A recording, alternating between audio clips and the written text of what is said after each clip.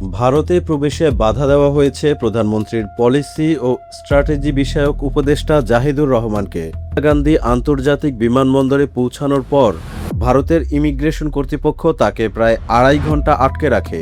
জানা গেছে, Indian ocean রিম association বা IOR এর জ্যেষ্ঠ কর্মকর্তাদের বৈঠকে বাংলাদেশ প্রতিনিধি দলের নেতৃত্ব দেওয়ার কথা ছিল জাহিদুর রহমানের। এর আগেই কূটনৈতিক পত্রের মাধ্যমে ভারতকে আনুষ্ঠানিকভাবে অবহিতও করা হয়েছিল, তবে রহস্যজনক কারণে তাকে দিল্লিতে প্রবেশের অনুমতি দেওয়া হয়নি বলে অভিযোগ উঠেছে। পরে উচ্চ পর্যায়ের নির্দেশে অনুমতির কথা জানানো হলেও জাহিদুর রহমান আর ভারতে প্রবেশ করেননি। তিনি দিল্লি থেকে কলম্বো হয়ে ঢাকার পথে রওনা দেন। ঘটনাটি নিয়ে এখনও ভারত সরকারের পক্ষ থেকে আনুষ্ঠানিকভাবে কোনো ব্যাখ্যা পাওয়া যায়নি।